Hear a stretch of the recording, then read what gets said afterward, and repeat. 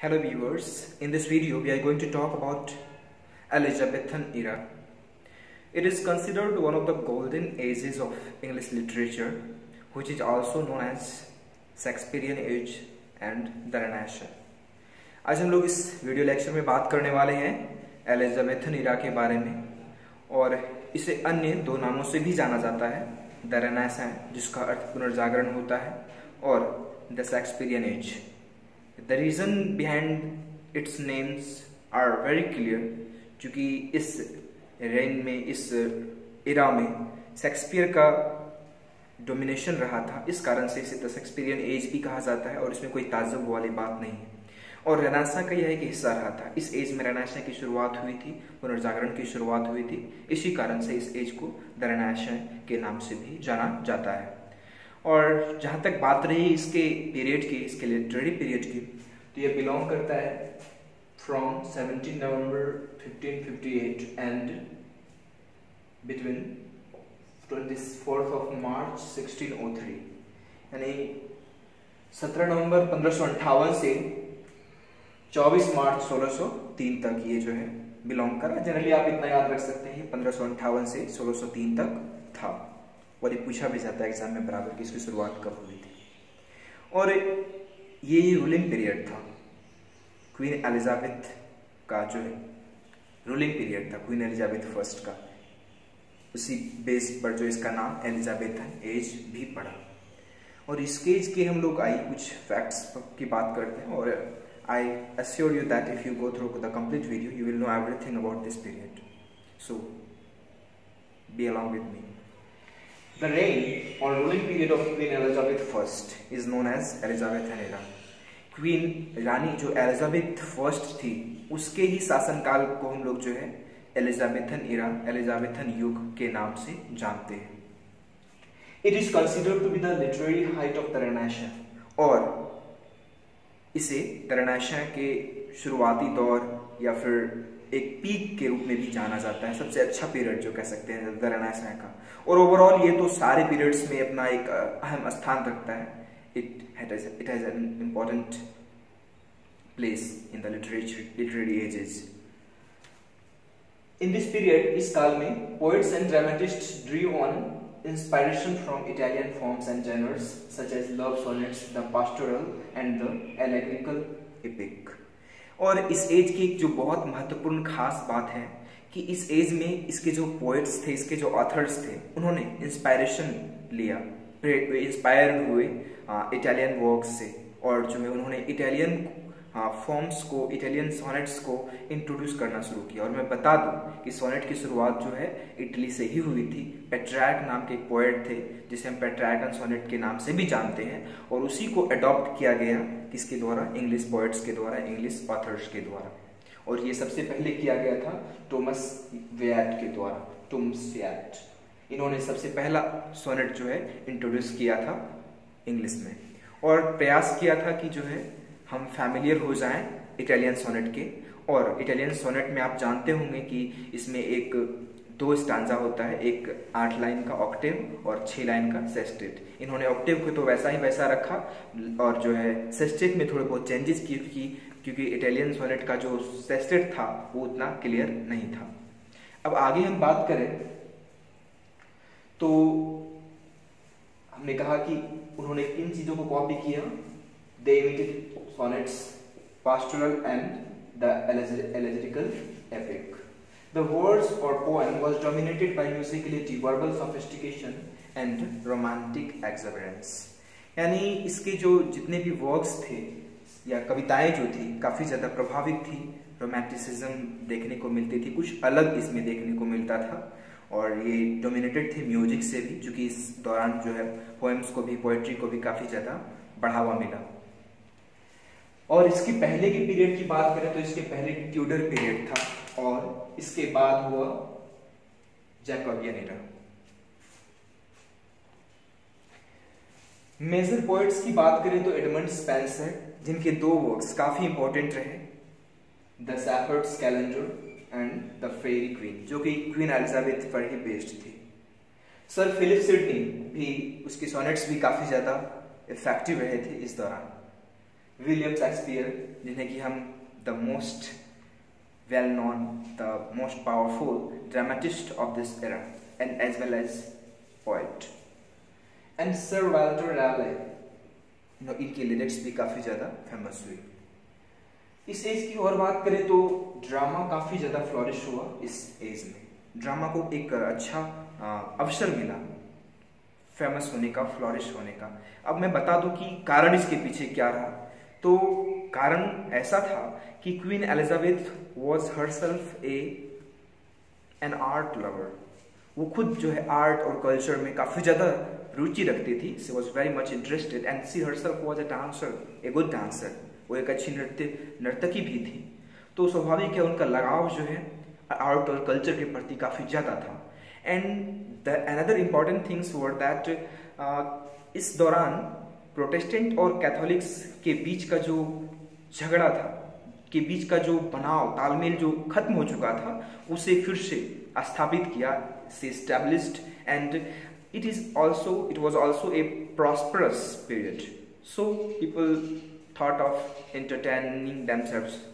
तो स्वाभाविक है जब हम हर तरह से समृद्ध होते हैं तो हम एक ऐसा आयाम, एक ऐसा अवसर चाहते हैं कि हम खुद को एंटरटेन कर सकें, मनोरंजित कर सकें। और इसी क्रम में ड्रामा जैसे फॉर्म का इसमें इन्वेंशन हुआ, एक नए फॉर्मेट को एक बढ़ावा मिला। It flourished over all the places.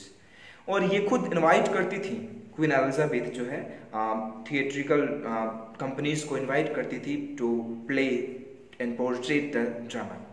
और ये काफ़ी ज़्यादा इम्पोर्टेंट है ये बातें जानना कि इस एज में ड्रामा इतना ज़्यादा पावरफुल फॉर्म ऑफ लिटरेचर था कि बहुत ज़्यादा ड्रामा वर्क्स जो है लिखे गए। और जहाँ तक बात रही कि शेक्सपियर के वर्क्स की, शेक्सपियर के ड्रामा की क्यों ये इतनी ज़्यादा इफेक्टिव क्यों रहे, क्यों वेल नोन हुए, क्यों इतने फेमस हुए, तो कारण ये था कि इनके प्लेज में वैराइटीज़ को देखा जा सकता था। ये हर तरह की प्ले को लिखते थे। शुरुआती दौर में जो है कॉमेडी ऑफ एरर्स को लिखा, इसी से अपने करियर की शुरुआत की। और इसके बाद इन्होंने कॉमेडीज लिखे, ट्रेजेडीज लिखे, ट्रेजी कॉमेडीज लिखे, सिर्फ ढेर सारे वेरिएशंस के साथ जो है ये लोगों के सामने आए। इस कारण से इन्हें ज़्यादा पसंद किया गया। और बात करें कि एक और ऑथर थे इस एज में और जिनके बारे में कहा जाता है कि यदि वो और जी गए होते कुछ समय या शेक्सपियर की जितना जिए होते तो शायद बात कुछ और होती। आज शेक्सपियर को नहीं बल्कि हम उनको जान रहे होते। ये कौन पर्सनालिटी है आप उनको भी जानिए। She was Christopher Marlowe. He was Christopher Marlowe. इनके वर्क्स, ये सिर्फ 29 साल ही जी पाए थे। ये शेक्सपियर के एज के ही थे, लेकिन 29 साल में इनकी मौत हो गई। इनके कुछ वर्क्स हम नाम लेना चाहेंगे, बहुत ही फेमस हैं इंग्लिश लिटरेचर में। Doctor Faustus, Edward II, Chamberlain the Great and Queen of Carthage. इसके सारे वर्क्स इतने ज़्यादा अप्रिशिएट किए जाते हैं और कहा जाता है कि William Shakespeare was himself was very much affected, very much influenced by works of Christopher Marlowe. It's very important things which you have to note it down and as what. तो the age also saw playwrights like Christopher Marlowe, हमने जैसे चर्चा की, इस as में जो है बहुत ही फेमस playwrights जैसे Christopher Marlowe and men of science and letters like Francis Bacon. Francis Bacon was an essayist and prose writer. He is also well known. The age saw the beginning of Shakespeare, and this is considered to be the beginning time of William Shakespeare's career, because in this age he established himself as a playwright. और इस as की overall बात करें तो यह as जो है, जैसा कि हमने कहा भी कि ये गोल्डन एज के नाम से जानी जाती है, one of the golden edges of English literature. इस एज में बहुत सारे फॉर्मेट्स, चाहे वो पोएम हो या प्रोज हो या ड्रामा को तो खास करके ज़्यादा बढ़ावा मिला ही, साथ ही साथ सोनेट्स इंट्रोड्यूस्ड किए गए। और आप जानते होंगे कि शेक्सपियर ने सिर्फ प्लेज ही नहीं बल्कि सोनेट्स भी लिखे, सोनेट्स में भी अपना हाथ आजमाया और वे सफल भी रहे। और उन्होंने एक नए फॉर्म, नए पैटर्न को भी डेवलप किया था जिसे हम आज इंग्लिश सोनेट्स या शेक्सपियरियन सोनेट्स के नाम से भी जानते हैं। 14 लाइन्स तो दोनों में ही थे, लेकिन उन्होंने एक नए फॉर्म को बढ़ावा दिया। इसमें 3 स्टैंजास हुआ करते थे 4-4 लाइन्स के, और लास्ट में एक कपलेट हुआ करता था। इससे पहले हम जानते हैं कि पेट्रियार्कल सोनेट में जैसा कि हमने कहा कि उसमें एक ऑक्टेव और सेस्टेट होता था, वो तो सिर्फ 2 स्टैंजा का होता था, 8 और 6 लाइन का, वो भी 14 लाइन्स का ही था, लेकिन एक नए फॉर्मेट को इन्होंने बढ़ाया और जो है सोनेट को एक नया रूप दिया। Thus the age was very important. हम इसके बाद जो बात करना चाहेंगे कुछ अलग अलग जैनर्स, अलग अलग काइंड्स के ऑथर्स की बात करना चाहेंगे और जिसमें हम यूनिवर्सिटी विट्स को भी शामिल करेंगे, तो बने रहिए मेरे साथ, थोड़ा वक्त और दीजिए। तो पोएट्स, इस एज के जो प्रोमिनेंट पायनियर पोएट्स थे वो थे गन स्पेंसर, जिसकी चर्चा मैंने पहले भी की, Thomas Wyatt, Sir Philip Sidney, Henry Harvard, Samuel Daniel, Michael Drayton. These were the very prominent poets of this period. Along with poets, dramatists, in which Shakespeare is at the top, at the very top. Ben Jonson. I hope you know this name very well because he was also eminent playwright of that period. Thomas Middleton, Thomas Dekker, Thomas Heywood. These were the very important. And the work of Thomas Dekker was The